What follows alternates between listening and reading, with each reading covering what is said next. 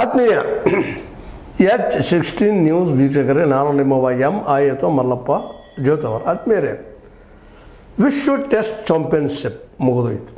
ಮೂರನೇ ಆವೃತ್ತಿಯಲ್ಲಿ ದಕ್ಷಿಣ ಆಫ್ರಿಕಾ ಅದು ಬಲಿಷ್ಠ ಆಸ್ಟ್ರೇಲಿಯಾವನ್ನು ಮಣಿಸಿತು. ಅದರಲ್ಲೂ ಮುಖ್ಯವಾಗಿ ದಕ್ಷಿಣ ಆಫ್ರಿಕಾ ತಂಡದ ನಾಯಕ ತೆಂಬಾ ಬಹುಮಾ ಇವರ ನಾಯಕತ್ವದಲ್ಲಿ ಗೆದ್ದಿದ್ದು ಇನ್ನೂ ವಿಶೇಷ. ಯಾಕೆಂದರೆ ದಕ್ಷಿಣ ಆಫ್ರಿಕಾದ ಮೇಲಿದ್ದಂಥ ವರ್ಣಭೇದ ನೀತಿಯಿಂದಾಗಿ ಅಲ್ಲಿಯ ಕ್ರಿಕೆಟ್ ಮೇಲೆ ಬ್ಯಾನ್ ಆದಮೇಲೆ ಫಸ್ಟ್ ಟೈಮ್ ನಮ್ಮ ಚೌಕರ್ಸ್ ಅಂದರೆ ಗೆಲ್ತಾ ಸೋಲುವಂಥದ್ದು ವರ್ಲ್ಡ್ ಕಪ್ಗಳಲ್ಲೇ, ಹಿಂದಿನ ಚಾಂಪಿಯನ್ಶಿಪ್ಗಳಲ್ಲೇ ಚೌಕರ್ಸ್ ಅಂತ ಇವ್ರಿಗೆ ಹನಿಪಟ್ಟಿ ಬಿದ್ದು ಹೋಗ್ಬಿಟ್ಟಿತ್ತು. ಹೀಗಾಗಿ ಈ ಸಲ ಗೆಲ್ತಾರೆ ಅನ್ನೋಂಥ ಭರವಸೆ ಇರಲಿಲ್ಲ. ಯಾಕಂದ್ರೆ ನಮ್ಮ ಆಸ್ಟ್ರೇಲಿಯಾ ಟೀಮು ಭಾಳಷ್ಟು ಸ್ಟ್ರಾಂಗ್ ಇತ್ತು ಅನ್ನೋದು ಅಷ್ಟೇ ಸತ್ಯದ. ಆದ್ರೆ ಈ ಕ್ರಿಕೆಟ್ ಎಷ್ಟೋ ನೀವು ಅನಿಶ್ಚಿತ ಆಟ ಅಂದರು, ಅದರಲ್ಲೇ ಮನವನ್ನು ಪೂರ್ತಿ ಇನ್ವಾಲ್ವ್ ಆಗಿ ನಾವು ಗೆಲ್ಲಲೇಬೇಕು ಅನ್ನೋದು ಆಟದಿಂದ ಹೋರಾಟ ಮಾಡಿದ್ರೆ, ಜೊತೆಗೆ ಇಲ್ಲದ ಮೂಢನಂಬಿಕೆಗಳಿಗೆ ಬಲಿಯಾಗದ ಹೋರಾಟ ಮಾಡಿದರೆ ನಿಶ್ಚಿತವಾಗಿಯೂ ಗೆಲ್ಲುವ ಸಾಧ್ಯತೆಗಳಿದ್ದಾವಂತ. ಚಾಕರ್ಸ್ ನಾವು ಸೋಲ್ತೀವಿ ಅಂತ ಮೊದಲು ಅಂದ್ಕೊಂಡು ಹೋಗಿದ್ರೆ ಈ ಸಲ ಸೋಲ್ತಿದ್ರು ಏನೋ. ಆದರೆ ಈ ಸಲದ ಟೀಮ ಅದು ಅವರಲ್ಲೊಂದು ಮೆಚ್ಚುವಂಥ ದಕ್ಷಿಣ ಆಫ್ರಿಕಾ ತಂಡದಲ್ಲಿ ಒಂದು ಮೆಚ್ಚುವಂಥ ಗುಣ ಏನಪ್ಪ ಅಂದ್ರೆ ನಿರಂತರ ಹೋರಾಟ ಮಾಡುವಂಥದ್ದು, ತಮ್ಮ ಮೇಲೆ ತಾವು ವಿಶ್ವಾಸ ಇಟ್ಟುಕೊಳ್ಳುವಂಥದ್ದು. ಇದು ಭಾಳ ಮಹತ್ವದ ರೀ. ಯಾವುದಾದ್ರೂ ಗುರಿ ಸಾಧಿಸಬೇಕಾಗಿದ್ದರೆ ಮೊದಲು ನಮ್ಮ ಮೇಲೆ ನಮಗೆ ವಿಶ್ವಾಸ ಇರಬೇಕಾಗ್ತದೆ. ಅಂದಾಗ ನಾವು ಏನಾದರೂ ಸಾಧಿಸಲಿಕ್ಕೆ ಗೆಲ್ಲಲಿಕ್ಕೆ ಸಾಧ್ಯದ. ಆ ದಿಶೆಯಲ್ಲೇ ಚಾಕರ್ಸ್ ಹನಿಪಟ್ಟು ಬಿದ್ದಿದ್ರು. ಅನೇಕ ಸಲ ಫೈನಲ್ ಬಂದು ಸಹಿತ ಹಿಡಿದ ಸಾಕ್ಷ್ಯಗಳಿದ್ದಾಗಲೂ ಈ ಸಲ ಗೆಲ್ಲಲೇಬೇಕಂತ ತಿಳ್ಕೊಂಡು ನಮ್ಮ ತೆಂಬಾ ಬಹುಮಾ ನಾಯಕತ್ವದ ತಂಡ ನಿಶ್ಚಯ ಮಾಡಿದೆ. ಯಾಕಂದ್ರೆ ವಿಶ್ವ ಟೆಸ್ಟ್ ಕಪ್ಪನ್ನು ಹಿಡಿದು ಅಷ್ಟು ಸುಲಭದ ಕೆಲಸ ಅಲ್ಲ.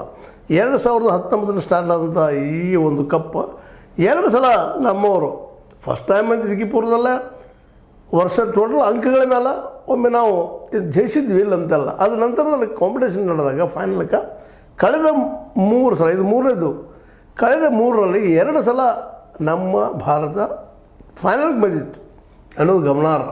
ಆದರೆ ಫೈನಲ್ದಲ್ಲಿ ಎಡವಿದ್ದು ಮಾತ್ರ ಅದು ಅತ್ಯಂತ ನೋವಿನ ಘಟನೆ ಅಂತ ನಾವು ಅಂದರೂ ಸಹಿತ ಯಾರು ಆ ದಿನ ಆ 5 ದಿನ ಯಾರು ಚೆನ್ನಾಗಿ ಆಡ್ತಾರೆ, ಯಾರು ತಮ್ಮ ತಾವು ಕಂಟ್ರೋಲ್ ಮಾಡ್ಕೊಳ್ತಾರೆ, ಯಾರು ನಿಜವಾಗಿಯೂ ಅಲ್ಲಿ ಇನ್ವಾಲ್ವ್ ಆಗ್ತಾರೆ, ಅವ್ರಿಗೆ ಗೆಲ್ತಾರೆ. ಈಗ ಅದು ಆಗಿದ್ದು. ಯಾಕೆಂದರೆ ಫಾಸ್ಟ್ ಪಿಚ್ ಆಗಿಬಿಟ್ಟಿತ್ತು ಈ ಒಂದು ಇಂಗ್ಲೆಂಡಿನ ಲಾರ್ಡ್ಸ್ ಮೈದಾನ. ಫಾಸ್ಟ್ ಜೊತೆಗೆ ಸ್ಪಿನ್ನು ಎತ್ತಿಲ್ಲ ಅಂತಲ್ಲ, ಆದರೆ ಫಾಸ್ಟ್ ಜಬರ್ದಸ್ತಾಗಿ ವರ್ಕ್ ಮಾಡಿತ್ತು. ಆ ರೀತಿಯಾಗಿ ಇಲ್ಲಿ ಫಾಸ್ಟ್ ಬಾಲರ್ಗಳು ಸಾಕಷ್ಟು ಯಶಸ್ವಿನೂ ಆಗಿದ್ದರು.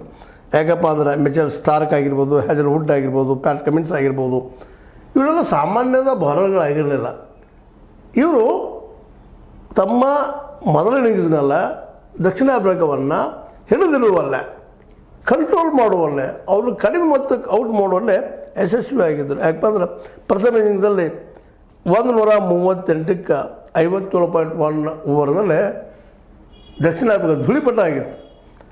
ಆ ಸಂದರ್ಭದಲ್ಲೂ ಮತ್ತು ಅದೇ ಕಾಲಕ್ಕೆ ದಕ್ಷಿಣ ಆಫ್ರಿಕಾ ತಂಡದ ಬರೋರು ಸಹ ಚೆನ್ನಾಗಿ ವರ್ಕ್ ಮಾಡಿದ್ದಾರೆ, ಇಲ್ಲಂತಲ್ಲ.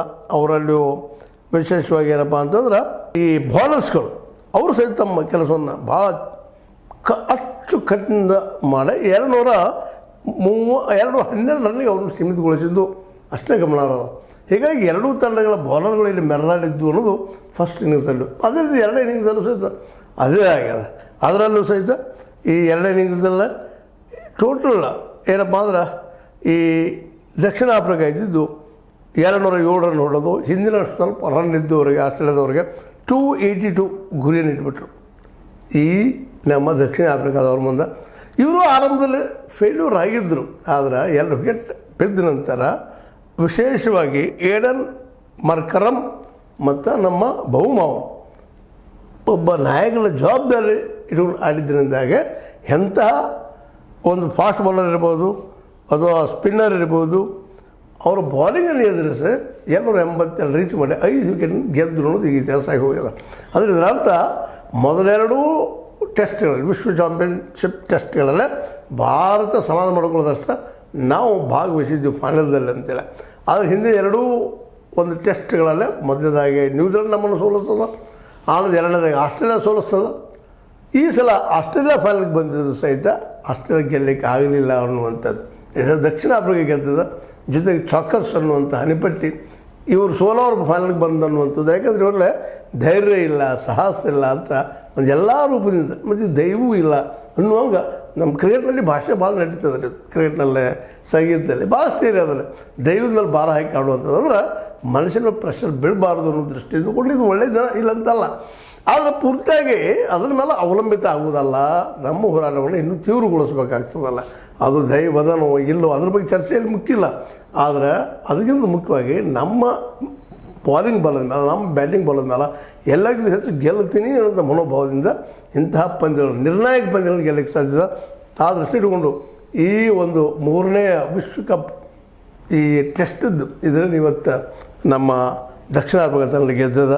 ಯಾಕಂತಂದ್ರೆ ಈ ಪೂರ್ವದಲ್ಲಿ ಅದು ಹೇಳ್ಕೊಳ್ಳೋದು ಸಾಧ್ಯ ಮಾಡಿರಲಿಲ್ಲ. 1998ರಲ್ಲಿ ICC ಚಾಂಪಿಯನ್ಸ್ ಟ್ರಾಫಿ ಒಳಗೆ ಗೆದ್ದಿತ್ತು ವೆಸ್ಟ್ ಇಂಡೀಸ್ ವಿರೋಧವಾಗಿ. ಅದನ್ನು ಬಿಟ್ಟರೆ ನಂತರದ 2024ರಾಗ T20ಯಲ್ಲಿ ಫೈನಲ್ಗೆ ಬಂದಿತ್ತು. ಆಗ ಭಾರತ ಗೆದ್ದಿತ್ತು. ಇದು ರನ್ನರ್ಸ್ ಅಪ್ ಆಗಿತ್ತು. ಆದರೆ ಈ ಸಲ ಟೆಸ್ಟನ್ನು, ಯಾಕಂದ್ರೆ ಟೆಸ್ಟ್ ಆಡೋದ್ರಲ್ಲಿ ಸುಲಭದ ಕೆಲಸ ಅಲ್ಲ. 5 ದಿನಗಳ ಒಳಗೆ ಆಡಬೇಕಾಗ್ತದೆ. ಯಾವುದೇ ಬಾಲರನ್ನು ಎದುರಿಸಬೇಕಾಗ್ತದೆ. ಅದರಲ್ಲೂ ಭಾಳ ಉಪಯುಕ್ತ ಆಗುವಂಥ ಮತ್ತು ಅದರಲ್ಲೂ ಪ್ರಬಲ ಆದಂಥ ಬಾಲರನ್ನು ಎದುರಿಸಬೇಕಾಗ್ತದೆ. ಈ ಒನ್ ಡೇದಲ್ಲೇ T20ಯಲ್ಲಿ 5 ಓವರು 10 ಓವರು ಎದುರಿಸುವಂಥವಿದ್ರೆ ಇಲ್ಲಿ ನಿರಂತರ ಒಬ್ಬ ವ್ಯಕ್ತಿ ಅಥವಾ ಬಾಲರ್ ಯಶಸ್ವಿ ಆಗ್ತಾಯಿದ್ರೆ ಅವ್ರ ಕಡೆಯಿಂದ ಬಾಲ್ ಹಾಕ್ಸುವಂಥದ್ದು ಮತ್ತು ಫೀಲ್ಡಿಂಗು ಸಹಿತ ಇವತ್ತು ಭಾಳಷ್ಟು ಇಂಪ್ರೂವ್ ಆಗಿದೆ ಟೆಸ್ಟ್ನಲ್ಲೇ. ಕಾರಣ ಇಷ್ಟ ಹೇಗೆ ಹಲವು ಸಲ ನಾವು ಚರ್ಚೆ ಮಾಡಿದ್ದೀವಿ. ಹಿಂದಿನ ಒಂದು ಟೆಸ್ಟ್ಗಳಲ್ಲಿ ಒಂದು ಲೇಜಿನೆಸ್ ಇರ್ತಾಯಿತ್ತು. ಆದರೆ ಇವತ್ತು ಹಾಗಿಲ್ಲ. ಯಾಕೆಂತಂದ್ರೆ T20 ಜೊತೆಗೆ ಒನ್ ಡೇ ಈ ಕ್ರಿಕೆಟರ್ ಬಂದಾಗಿಂದ ಆ್ಯಕ್ಟಿವ್ನೆಸ್ ಹೆಚ್ಚಾಗಿದೆ. ಫೀಲ್ಡಿಂಗ್ ಭಾಳ ಇಂಪ್ರೂವ್ ಆಗಿದೆ. ಇವತ್ತು ಫೀಲ್ಡಿಂಗು ಹಾಗೆ ಇಂಪ್ರೂವ್ ಆಗ್ಯದ, ಬಾಲಿಂಗು ಇಂಪ್ರೂವ್ ಆಗ್ಯದ, ಬ್ಯಾಟಿಂಗು ಇಂಪ್ರೂವ್ ಆಗ್ಯದ. ಯಾಕಪ್ಪ ಅಂತಂದ್ರೆ ಯಾರ್ಕರ್ ಲೆಗ್ ಬಾಲ್ಗಳಾಗಿರ್ಬೋದು ಮತ್ತು ನಮ್ಮ ಹೃದಯಕ್ಕೆ ನೇರವಾಗಿ ಬರುವಂಥ ಬಾಲಿಂಗ್ ಭಾಳ ಬುದ್ಧಿವಂತಿಕೆಯಿಂದ ಅದನ್ನು ಎದುರಿಸುವಂಥ ಚಾಕಚಕ್ಯತೆ ನಮ್ಮ ಬ್ಯಾಟ್ಸ್ಮನ್ಗಳಿಗೆ ಅಥವಾ ಬ್ಯಾಟರ್ಗಳಿಗೆ ಇರುವಂಥದ್ದನ್ನು ಸಹಿತ ಅಷ್ಟು ಮುಖ್ಯದ. ಯಾರು ತಮ್ಮ ಪಾದಗಳ ಚಲನೆ ಮೇಲೆ ಪ್ರಬುದ್ಧಿರ್ತಾರೋ ಮತ್ತು ಐಸೈಟ್ ಭಾಳ ಮುಖ್ಯ ಆಗ್ತದಿಲ್ಲ. ಟೆಸ್ಟ್ನಲ್ಲಿ ಆಯಿತು, ಯಾವುದೋ ಇದರಲ್ಲಿ ಆಯಿತು, ಐಸೈಟ್ನಿಂದ ಅದು ಬಿಸಿಲಲ್ಲಿ ಸತತ ಆಡೋದ್ರಿಂದಾಗಿ ಸಹಜವಾಗಿ ಬಾಲರ್ನ ಒಂದು ಚೆಂಡ ಆಗಿರ್ಬೋದು, ಅದರಲ್ಲೂ ಕೆಂಪು ಚೆಂಡ ಸ್ಪಷ್ಟ ಕಾಣ್ತದೆ. ಬಟ್ ಬೆಳೆದು ಅವ್ರು ಸುಲಭ ಕಾಣೋದಾದ್ರೆ ಕೆಂಪು ಚೆಂಡನ್ನು ಬಳಸ್ತಾ ಇರ್ತಾರೆ.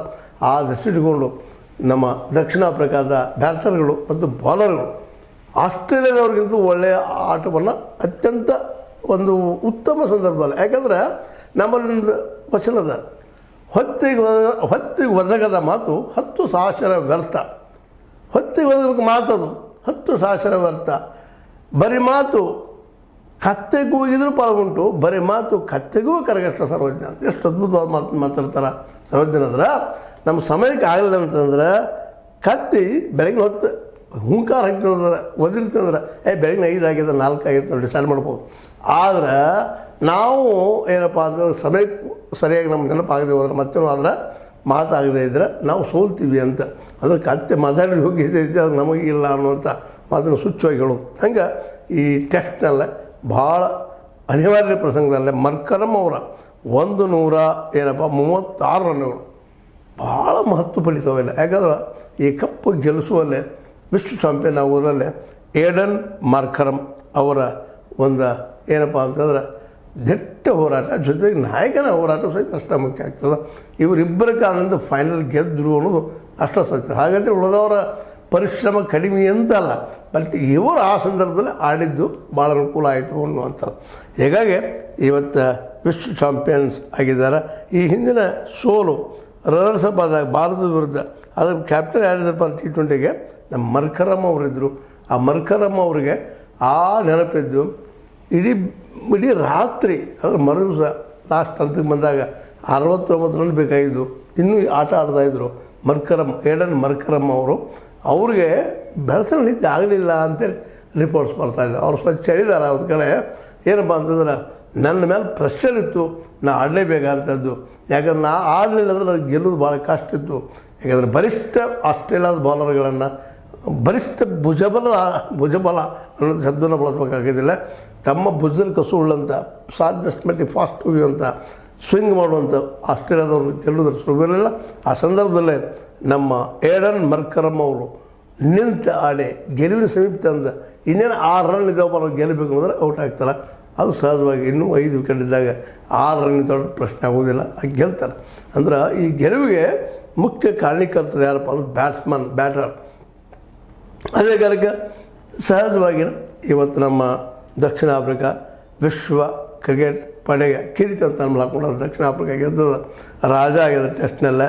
ಅದು ನಿಜವಾಗಿಯೂ ಎಲ್ಲರಿಗೂ ಖುಷಿ ತರುವ ವಿಷಯ. ನಾವು ಯಾರೋ ಇದ್ದರೂ ಗುಣಕ್ಕೆ ಮತ್ಸರ ಉಂಟೆ ಅಂತ ಒಂದು ಕಡೆ ಪಂಪ್ ಕೇಳ್ತಾರೆ. ಪಂಪನ್ನು ಕವಿ ಗುಣಕ್ಕೆ ಮತ್ಸರ ಇಲ್ಲ, ಯಾರೂ ಗೆಲ್ಲರಿ, ಯೋಗ್ಯದವ್ರು ಗೆಲ್ಲಿ ಅನ್ನುವಂಥ ಮಾತು. ನಮ್ಮ ದೇಶದವ್ರು ಗೆಲ್ಲಬೇಕು ಅನ್ನೋದು ಪ್ರತಿಯೊಬ್ಬರಿಗೂ ಆಸೆ ಪ್ರೀತಿ ಇದ್ದೇ ಇರ್ತದೆ. ಆದ್ರೆ ನಮಗಿದು ಉತ್ತಮವಾಗಿ ಆಡಿದರೆ ಅವ್ರು ಗೆಲ್ಲಿ ಅನ್ನುವಂಥ ನಾವು ಉದಾಹರಣೆ ಅವರೇನು ಬೆಳೆಸಬೇಕಾಗ್ತದೆ. ಆಟದಲ್ಲಿ ಆಗಲಿ ಯಾವುದೇ ವಿಷಯದಲ್ಲಿ ಆಗಲಿ ಆದಷ್ಟು ಯಾಕಪ್ಪ ಅಂದ್ರೆ ನಾವು ನೆಮ್ಮದಿ ಇರಬೇಕಾಗಿತ್ತು ಅಂದ್ರೆ ಅತ್ಯಂತ ಈ ಒಂದು ಚಿಕ್ಕಾಟದ ಮಾತುಗಳು ಮಾತಾಡೋಕ್ಕಿಂತಲೂ ಈ ಒಂದು ವಿಷಯದಲ್ಲಿ ನಮ್ಮವ್ರು ಗೆಲ್ಲಬೇಕಾಗಿತ್ತು, ಆದ್ರೆ ಬರಲಿಲ್ಲ. ಆದರೆ ಯಾರು ಯೋಗ್ಯರಿದ್ದಾರೆ ಅವ್ರು ಗೆದ್ದಿದ್ದಾರೆ ಅನ್ನುವಂಥ ದೃಷ್ಟಿಗಳು ಮಾತಾಡ್ತಾ ಇದು ದಕ್ಷಿಣ ಆಫ್ರಿಕಾ ಇವತ್ತು ಸಾಧಿಸಿದಂಥ ದೊಡ್ಡ ಸಾಧನೆ.